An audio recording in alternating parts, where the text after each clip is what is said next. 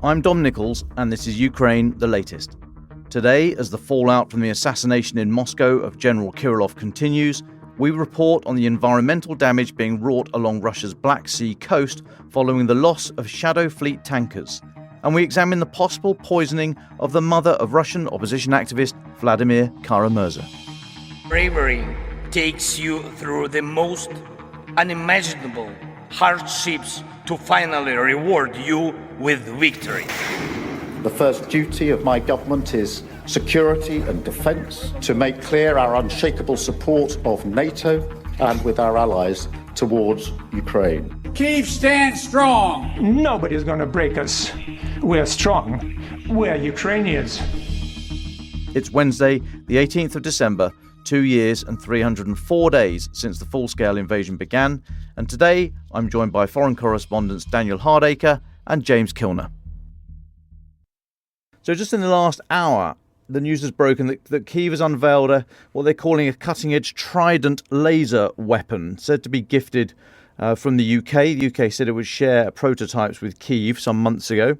Now, Colonel Vadim Surikevsky, who's the commander of Ukraine's unmanned systems forces, said that the laser would be capable of shooting down aircraft at distances of more than 2 kilometres.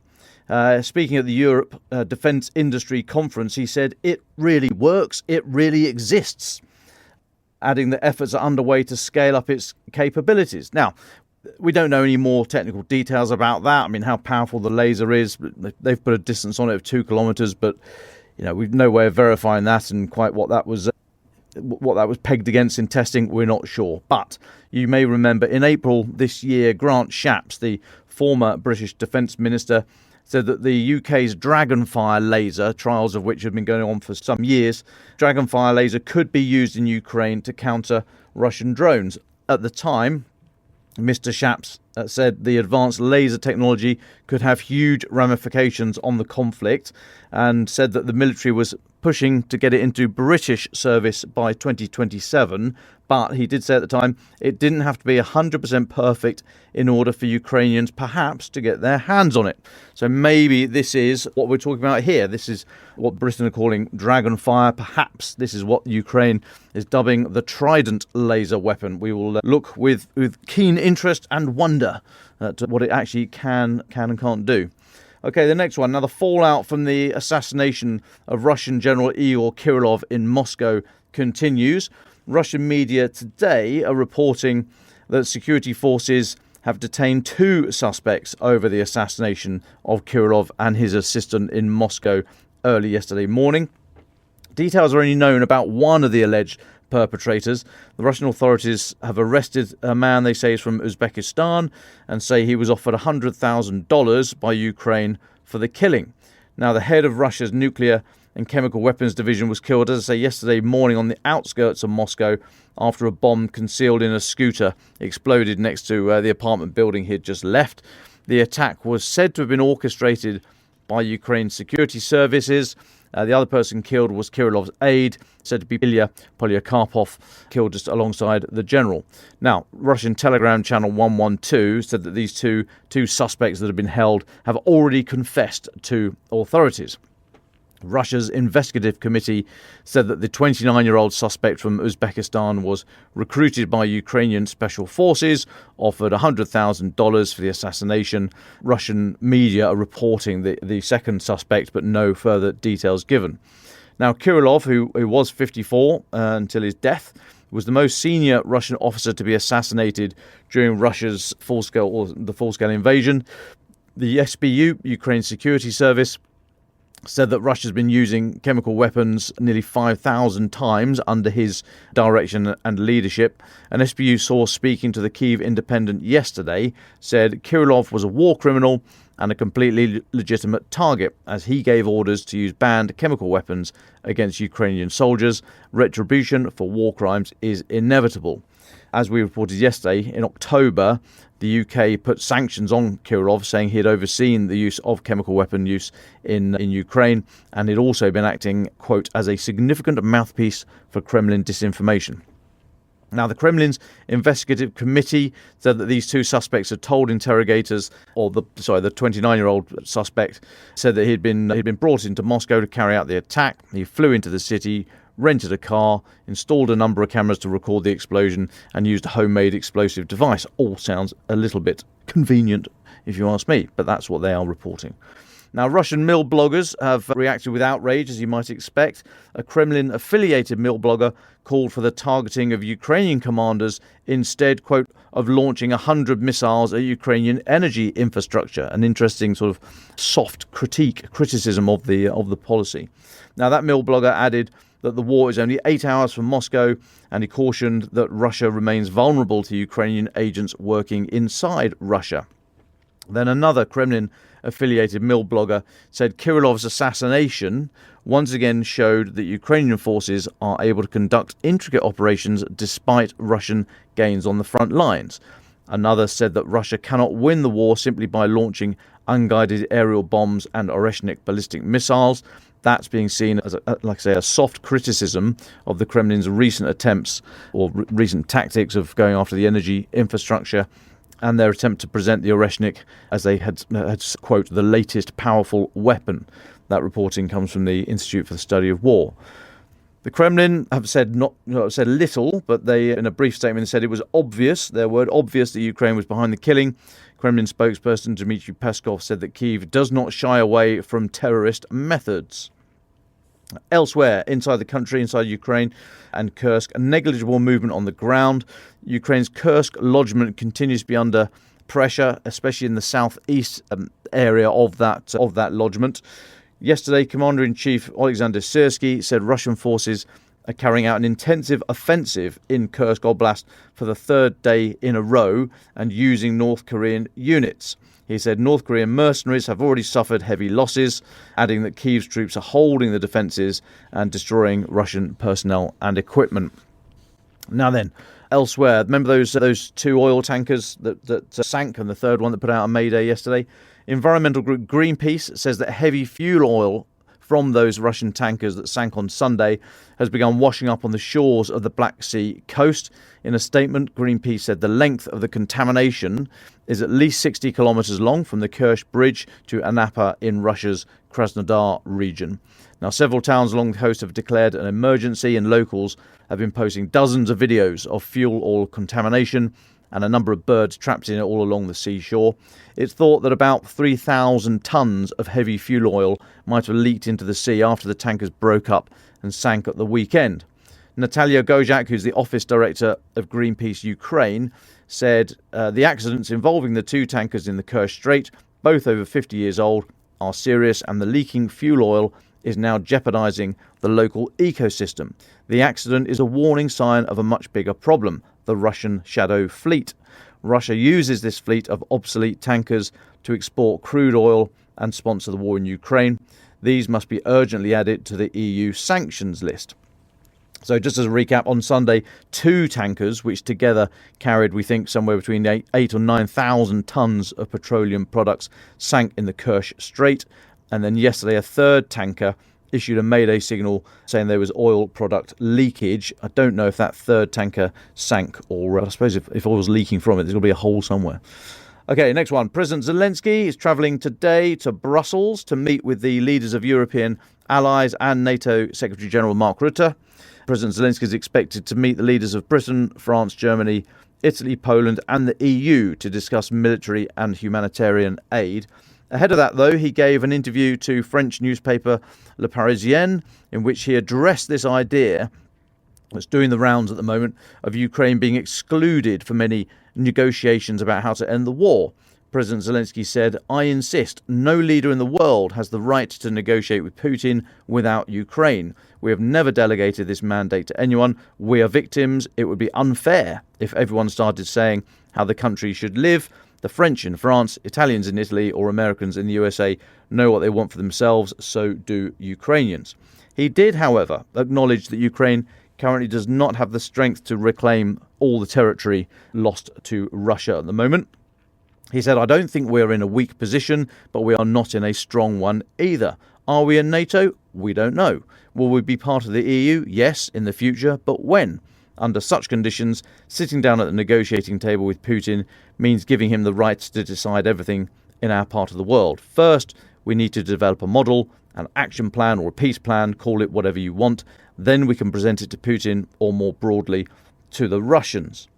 I thought that was quite interesting. They were a bit like, what was it, last week when he started talking about Ukrainian casualty figures for the first time. There seems to be a sort of pragmatism entering the discussions here. I wonder if it's all sort of positioning ahead of Donald Trump's inauguration on the 20th of January to say, look, we're honest brokers here as far as negotiations are concerned. We're not going into it in bad faith. It's the others that are. I just wonder about if there's been a distinct change in the narrative coming out of Kyiv in the last few weeks. Now, on the subject of the peace talks, Andriy Yermak, head of President Zelensky's office, a chap who had to endure Francis Durnley on an interview a couple of weeks ago, he said negotiations between Kyiv and Moscow will only be possible when Russia has run out of resources to fight its full-scale war. Speaking to the Congress of Local and Regional Authorities in the western city of Lviv, he said, I would like to emphasise once again that only the strong are helped, so we must remain strong. Real negotiations for a lasting peace will begin only when the enemy no longer has the resources to continue the war. If Russia is not forced to make a just peace, there will be no peace. There will be a pause, and Moscow will use this pause to restore forces and continue the offensive. And just one last one for me on the diplomatic front. Australia has reopened its embassy in Kyiv.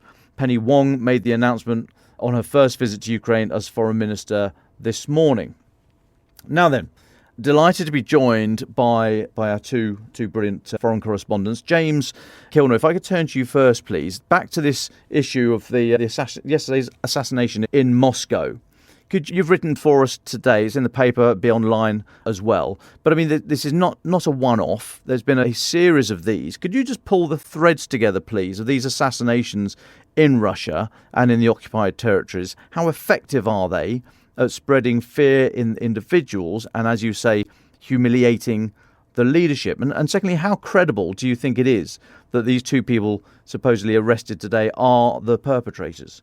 Welcome back, James. Hi, Dom. Thanks for having me back. So these assassinations by Ukraine's SBU, their intelligence services, have been increasingly skillful and I'd say surprisingly effective. They have really managed to get under the skin, I think, of the Kremlin and their acolytes across the occupied territories, the occupied parts of Ukraine, and also inside Russia. So the assassination yesterday of the head of Russia's chemical weapons unit, the military chemical weapons unit, was really the high point of this campaign so far. He's the most senior military commander the SBU taken out inside Russia. It was also inside Moscow, which I think is important. And I think it really has the war back to the streets of Moscow. This will shock ordinary Russians. This was Kirillov and his assistant were walking out of a middle-class block of flats off a busy prospect, which is usually full of rush hour traffic. They were killed before dawn yesterday morning, and the scenes that were... I picked up the Russian newspapers afterwards and looked through all the Telegram channels, etc., and it was banging out across the media. They were telling the stories about how terrible the Ukrainians were, etc., but there was no getting away from the effectiveness of the Ukrainians as well. This was, like I was saying, middle-class block of flats, very clever, very witty, I'd say, assassination, leaving a hired scooter next to the door, live streaming the front door and then exploding it at the very moment that Kirillov walked out. And you've got to remember as well, all the details was so interesting. 300 grams of TNT, which apparently is enough to kill a man at about 1.5 meters away. The scooter was precisely placed next to the door, and the actual explosives were attached to the handlebar or in the handlebar, so just below head height. Perhaps if it had been underneath the scooter, it may not have killed Kirillov. So really interesting detail. And this really is the hallmark of the SBU's operations. We've seen some remarkable stunts. The one that really stands out, if you remember, Dom, was the assassination last April 2023 of a guy called Tatarsky, an arch Kremlin pro-war propagandist, who was presented with a bust of himself at a book talk he was giving in St. Petersburg, and it exploded and killed him. I mean, really, absolutely remarkable way to assassinate someone, like from a Hollywood film script, really. And then there's been plenty of others. There's been car bombs, there's been shootings, etc., etc. There does seem to be an intensification of these assassinations as well. It's only last week, so only 5 days before Kirillov was killed, a top Russian missile scientist was shot dead in forest in the suburbs of Moscow, about a 10 minutes walk from his home. So another high-profile assassination just before Kirillov. Also, the important thing about the Kirillov assassination is the message and the intent that the SBU have left, which is designed to spread fear. So the day before Kirillov was killed, he was called a war criminal in Kiev. And that essentially put him on the SBU hit list. Less than 24 hours later, he's dead. And then the SBU also released a statement after the assassination saying that, he was a legitimate target. Everybody involved in killing Ukrainians, this is what the SBU said, will meet this sort of grisly end. So it's a real warning for other senior commanders, other weapons scientists, etc. in Russia. And I think it will get under the skin of the Kremlin and these people. We know, Putin himself is a very paranoid person. He's absolutely paranoid of being assassinated. Goes to great lengths to have body doubles, faking where he is, of the same study in all his different houses. So when he's doing all these video messages, it looks like he's in the same place, but he's moving around, all this sort of stuff. So the paranoia will go straight to the heart of the Kremlin. He was a top general, high-profile general. He was often on TV, often in the newspapers. Really, it was a mouthpiece for the Kremlin, claiming that the West had set up all these chemical weapons factories in Ukraine and Georgia specifically, obviously lies, etc. But this was a very high-profile general. He wasn't a sort of one of these generals that no one knew about. He was one of the faces of the Russian military. So for him to be killed, going to work on a Tuesday morning, leaving this middle-class block of flats, was a remarkable stunt. Now, you went into a lot of detail in your intro about the arrest today of this Uzbek chap. Apparently there's two, but we only know about one in some detail. I would just want to add some context to this arrest. You and your listeners will obviously remember back in March, there was this terrible terrorist attack at the Crocus concert hall outside Moscow where more than 140 people killed, mainly shot dead by some missed terrorists, etc. But quite a few often also died of smoke asphyxiation. But the point of retelling that is that the Russian security forces also arrested a group of Central Asians and blamed them for that specific attack. At that time, it was 4 Tajiks. We saw terrible images after those 4 guys were arrested of them being tortured in the most disgusting way and then confessing to all this terrible stuff. Again, they seem to have gone for a Central Asian, an Uzbek guy in this case. Obviously, there's no way of telling if he is really involved or not. He's apparently confessed.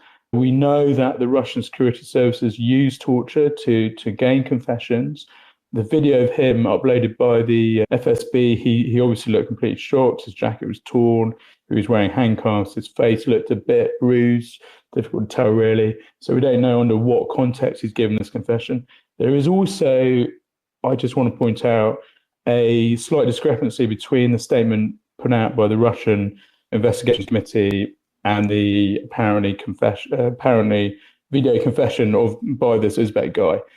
The Russian Investigations Committee, which put out their statement before the FSB video appeared, said that the Uzbek guy they'd arrested was filming. He placed the scooter by the front door of the apartment block, and he set up the video in a hire car to video the front door. But then they said, this is the Russian Investigation Committee, said that the video feed was being relayed back to Dnipro in Ukraine, where an SBU control center was monitoring it, and it was them that triggered the IED remotely on the scooter that killed Kirillov.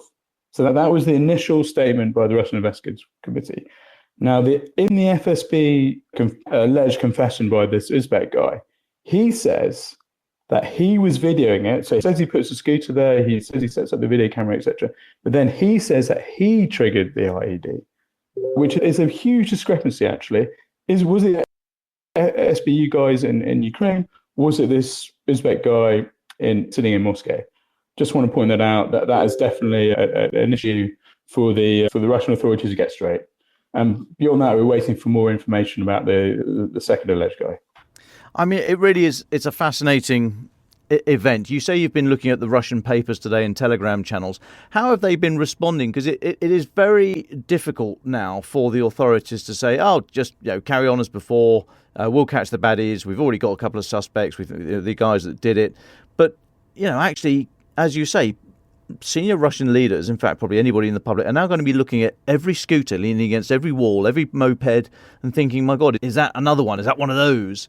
And for the authorities to actually bring down some draconian law that you're not allowed to leave scooters within 2 meters of every apartment building door, it's so sort of heavy-handed that it kind of plays into the Ukrainians' hands by having such a response. But actually, what else can they do? So what kind of response have you seen in the papers today and on the Telegram channels? And historically, how have the Russian authorities responded to threats of this kind? Well, yeah, I think you're absolutely right, Dom. There's actually very little the Russian security services can do in regarding to watching out for where's the latest hidden bomb. That's just an impossible task, right? What we have seen in the past, strongly linked to this Crocus Hall terrorist attack in March, was a huge crackdown on Central Asian migrants. This is the traditional source of migrant labor for Russia, or has been traditional since the collapse of the Soviet Union in 1991. We've seen a big crackdown on that, which has actually worked against Russia, tightened the labor supply pool, which Russia needs so badly for its economy. There's huge problems with labor, which drive up inflation. Businesses are trying to get permission to get convicts to work. They're struggling to match signing on bonuses for the army, etc. And so it's a perverse reaction, really. This is the point I'm trying to get across, is that the public want the Kremlin to be seen to be tough on this issue of whether it's a terrorist attack or assassination in central Moscow, that they arrest agents, they blame Central agents, and then the public want to see a crackdown on Central agents. There's a crackdown on Central Asia, and that's the labour pool. There's no way around it. They just don't have enough people to in the construction industry anymore, packing boxes, driving trolley buses, etc., etc. And these are jobs that Central agents would often be doing. So that is a problem for the Kremlin. As far as the way it's presented in the Russian media, very much like outrage, Ukrainian Nazi terrorists killing people, good Russian soldiers on the streets of Moscow. We've seen the foreign ministry come out and say and blame it on yet again an Anglo-Saxon plot, etc., etc. So it's the normal sort of reaction you'd expect. We've seen Dmitry Medvedev, the former Russian president and now the deputy head of Russia's Security Council. He's come out and said, it's got to be a terrible revenge for this sort of thing. So really sort of the normal trope in many ways. There was some interesting Russian mill blogger reaction yesterday, which caught me by surprise a bit. There was a bit of pushback saying, whinging and complaining about this, saying for all the good we're doing on the front line, and we have to remember that the Russian forces are grinding forward on the front line at a terrible cost, but they are taking ground. So the military bloggers are saying, for all the good work we're doing on the front line, it's the soft underbelly in Moscow which is going to let us down. It's going to damage morale on the front line. It means we can never relax, that sort of thing. You can feel the frustration. These assassinations are actually a very clever, effective way of undermining morale, not just in Moscow, within the elite, within the military elite, etc., but also soldiers on the front line who are wandering, dying or getting injured and living in terrible conditions, and they can't even sort it out in Moscow. So interesting stuff. It certainly is. Thank you so much. We will obviously continue to watch this with great interest. Now, before you dash off, tomorrow, a highlight in the calendar, in the annual every year, the annual calendar, tomorrow's Putin's big phone-in. Can you remind us what that's all about and just give us a couple of pointers, if you can, of what we should be looking out for tomorrow? So this is Vladimir Putin's annual phone-in / mega press conference. It's a mix of ordinary Russians supposedly phoning in to talk to their great leader, and journalists packed into a conference or watching the whole thing, which is broadcast live. This is a very Russian deification of the leader, the great leader, the benevolent leader. This is meant to make Putin look like a Mr. Fix-It, a man of the people who listens to his underlings and cares about them. This is a major piece of Kremlin propaganda coming up tomorrow. Last year, it lasted, I think covered it last year for the newspaper. It lost about 4 hours last year. This year, they're scheduling 3 hours on the main channels. I'd expect plenty of praise for Putin, about the good he's doing in defending Russia against Western aggression in Ukraine, that sort of thing. But also, I would expect the economy. When I was in Russia a couple of months ago, 6 weeks ago, there was real frustration about the economy, and I'd expect that to come up.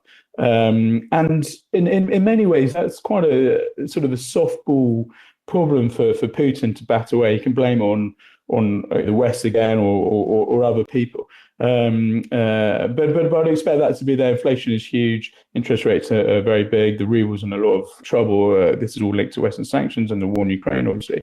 But I would also expect what you get in Russia is you get direct pleas from groups of ordinary people to their great leader, going above the heads of incompetent local officials to fix their roads, to fix their leaking lift, to finally get the lift mended in their communal block, this sort of thing. And that will definitely happen tomorrow as well. And that's meant to make, it's very important in Russia and for the Kremlin that any problems that are going on in people's lives is deflected away from Putin or whoever's in charge, the Tsar or Communist Party chairman, whatever. So we will see ordinary people making pleas to Putin to fix it, sort of thing. Last year as well, we saw on a sort of live ticker tape SMS thing, small criticisms of Putin and small criticisms of his war in Ukraine. Again, these appear to be Kremlin plants to make it look like there's plurality of thought in Russia, and of course, we all know that actually protesting and coming out against the Kremlin is a very dangerous thing. But for the Kremlin, it's still important to give that impression of plurality. Now, those SMS messages, they're not discussed, they're not put to Putin as questions, that'd be way too much, but they're just meant to be little nuggets, little reminders to the outside world that Russia and the Kremlin still thinks of itself as a normal country. I'd also expect some sort of aggressive statements to NATO and the West from Putin, which will be really important to watch out for around Ukraine, around the use of missiles. I wouldn't expect any reference to this assassination this week that we've just been discussing, and I wouldn't particularly expect any reference to any planned peace negotiations with Ukraine. Putin doesn't really use this event to launch major policies. But so I'd expect more of the same, reinforcing his messages about Nazis and Ukraine and defending Russian interests, etc. And then there's these planted questions, these planted praise of Putin. So it'll be interesting. It'll be interesting to see what comes out of the whole thing. Yeah, it's always good to watch to see, as you say, the sort of pantomime, the foe that are lobbed up. I will be watching to award sycophancy points for the ridiculous questions that are asked. I'm going to rate them on a scale of one standing ovation if it's just a pretty shoddy attempt to gain favour, up to 5 standing ovations for the real sort of toady, sycophantic questions that are put to him. So I'll watch that one with interest and report back. James, thank you so much for joining us today. Now, delighted to turn to Daniel Hardaker, one of our foreign correspondents here. Daniel, we hear that the mother of Vladimir Kara-Murza, the British-Russian opposition activist, anti-Putin activist, has been taken to hospital in Berlin after a suspected poisoning. Vladimir Kara-Murza has tweeted on this in the last couple of hours. But Daniel, what's the latest that you've been looking at? Hi, Dom. Yeah, so last night she was taken to the Charité hospital in central Berlin after she presented herself to police and to staff at another hospital in Charlottenburg with the symptoms of Novichok poisoning. Now, it's come out in the German press this morning that she essentially touched a liquid on the door handle to her apartment, and that's what triggered the symptoms, and that itself matches what happened in 2018 in Salisbury with the botched assassination of Sergei Skripal and his daughter. So the police have opened a attempted murder investigation. Now, Mr. Kara-Murza himself said last night that the initial tests had come back negative, so it didn't look immediately like a poisoning, but she was being kept in hospital overnight and that there would be further updates in the morning. Now, I rang the German police about an hour and a half ago, who said that final updates would be given this afternoon, so we're just waiting on that at the minute. Right, well, please do keep us in touch with that. I note that Vladimir Kara-Murza has tried to downplay some of the wilder, more lurid speculations that have been doing the rounds. So, we are not going to overplay this, but of course we will keep in touch with it. Please do let us know. Now, you mentioned Germany there. You've spent a lot of time in Germany. Just interested to pick your brains as somebody who knows the country and the politics and the society better than I do. What's happening there, do you feel, at the moment regarding their position vis-a-vis Russia and the rise of some of the more extreme politics, particularly in the east, and Mutter legacy and all the rest of it? What's your view at the moment? I mean, this is what happened with Kara-Murza's mother last night. There's the kind of latest incident in Berlin, which seems over the last few years to have retaken up its Cold War mantle as a kind of place of east-west intrigue. And the thing, it's often reported in the press here, or Germany somewhat drags its heels with supplying weapons to Ukraine. But in Germany, a significant amount of the German population either is itself ethnically Russian or has some cultural tie to Russia. So I think that the amount of ethnic Russians who mostly came over after the fall of the Berlin Wall is around 3 or 4 million. Then you also have what's known as the Volga Germans, the Germans who were invited by Catherine the Great in the 18th century to go live in Russia, who mostly came back after the Second World War, but they still retain the Russian language, a lot of Russian cultural artifacts, so to speak. And also in East Germany, for instance, everyone's mum and dad that lives in the states that made up communist East Germany, they speak Russian from being taught at school. They grew up watching Soviet cartoons and eating solyanka and that kind of thing. And much of those areas are still full of Soviet monuments and big murals on the side of houses to Yuri Gagarin and so on. So this kind of Russophilia is a kind of significant political force. And you have, at the minute, a politician called Sarah Wagenknecht, who used to belong to Die Linke, which means the left, and that was one of the successor parties to the SED, the party that used to rule communist East Germany. She has been described as a kind of a left conservative.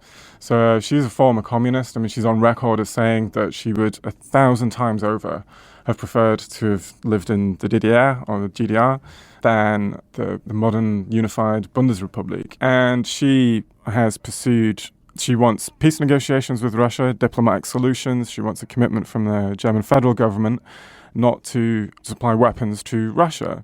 Now, what's interesting is that this is happening at the same time as you have a big rise in the AfD, who are also targeting Russian immigrants in former East Germany. And the other mainstream German political parties, the CDU and the SDP and the FPD, don't want to work with the AfD. And that's led to the situation as you saw in the local elections in September, where the Sarah Wagenknecht, who's started a party named after herself, the Sarah Wagenknecht Alliance, they played kingmaker in the local elections.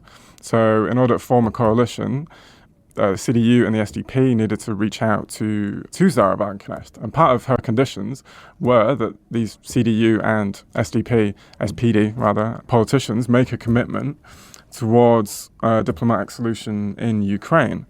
And, Germany has a federal election coming up in February, and it will be interesting to see how Sarah Wagenknecht's party plays out. I think they're polling at around 6-7% at the minute nationally, but they could end up in a position that's significant for forming a coalition. Yeah, it's certainly interesting what's happening in Germany. Scholz lost it was a vote of confidence yesterday, wasn't it? But he was expected to lose, and actually that was necessary for the wheels to turn. So, yeah, very interesting what's happening in Germany and, of course, and France. Political turmoil all across Europe. Good stuff. Daniel, thank you so much. We'll come back to you shortly for final thoughts, if I may. I start to draw things to a close here. I'll start with my final thought, and it's actually, I didn't know James was going to be on today, so I've nicked one of his stories as my final thought, but it struck me as utterly bizarre. I mean, parallel universe stuff to see James reporting that Chechen warlord Ramzan Kadyrov has awarded himself the Golden Pen prize for, okay, straight face, supporting free media in Chechnya. This has been reported by the local media there. Now, independent human rights groups say that Mr. Kadyrov is probably not the most worthy recipient of a prize for supporting free media. They say that he treats Chechnya as his personal domain, taking every opportunity to crush dissent, torturing and murdering opponents. But the citation for the award that said that Kadyrov had created, quote, the necessary conditions for the development of the media industry and comprehensive support for the journalistic community, unquote. So yeah, a bastion of free speech. Maybe we should all get our tickets and head over there and invite Mr. Kadyrov for an interview.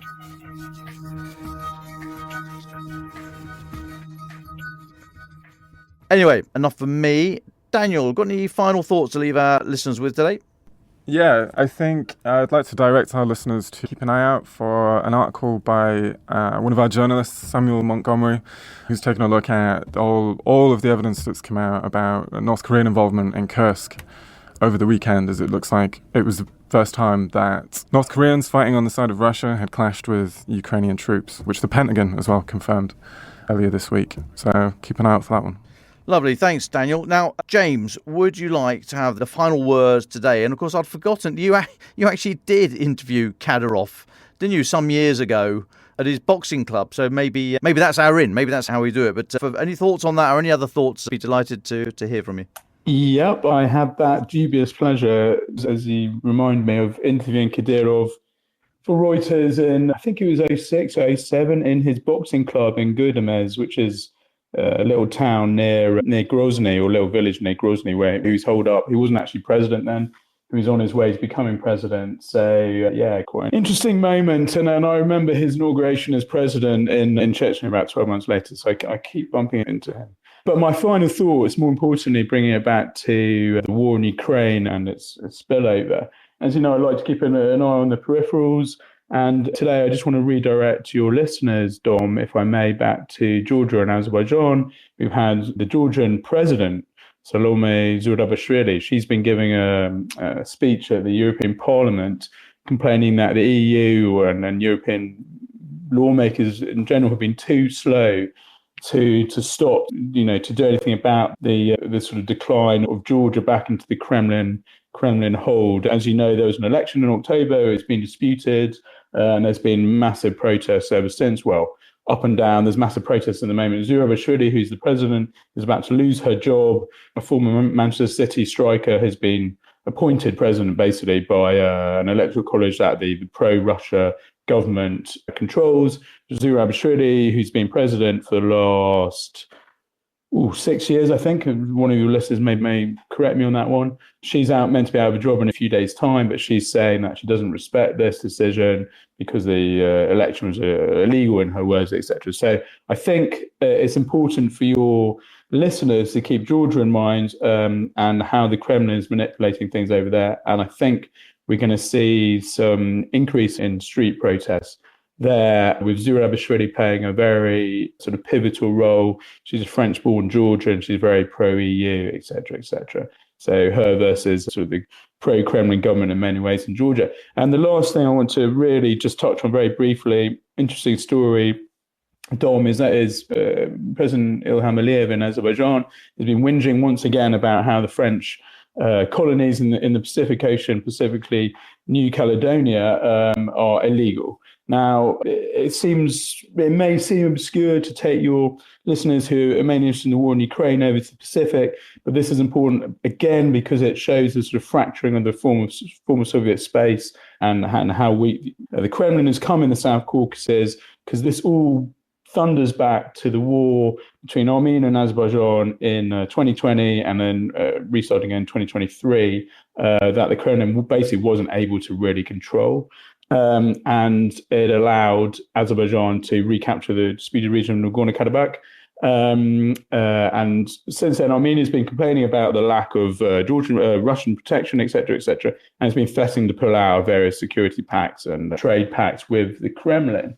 Now, the reason that Aliyev has been banging on about New Caledonia, and he's been doing this for over a year now, is because France is a pro-Armenia ally and has been arming Armenia since then. So it all comes back to Kremlin weakness, South Caucasus, the war in Ukraine, and now we're in the Pacific Ocean, where Azerbaijan has been fanning protests against France.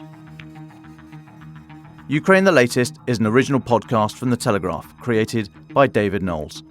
To support our work and to stay on top of all of our Ukraine news, analysis and dispatches from the ground, please subscribe to The Telegraph. You can get your first 3 months for just £1 at www.telegraph.co.uk/Ukraine the Latest. Or sign up to Dispatches, our foreign affairs newsletter, bringing stories from our award-winning foreign correspondents straight to your inbox. We also have a Ukraine Live blog on our website, where you can follow updates as they come in throughout the day, including insights from regular contributors to this podcast. We also do the same for other breaking international stories. You can listen to this conversation live at 1 p.m. London time each weekday on Twitter Spaces. Follow The Telegraph so you don't miss it. To our listeners on YouTube, please note that due to issues beyond our control, there is sometimes a delay between broadcast and upload, so if you want to hear Ukraine the Latest as soon as it's released, do refer to podcast apps. If you appreciated this podcast, please consider following Ukraine the Latest on your preferred podcast app and leave us a review, as it really helps others find the show.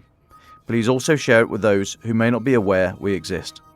You can also get in touch directly to ask questions or give comments by emailing ukrainepod@telegraph.co.uk. We do continue to read every message. You can also contact us directly on Twitter. You can find our handles in the description for this episode. As ever, we're especially interested to hear where you are listening from around the world. Ukraine the Latest was today produced by Alexis Adamora. Executive producers are Louisa Wells and David Knowles.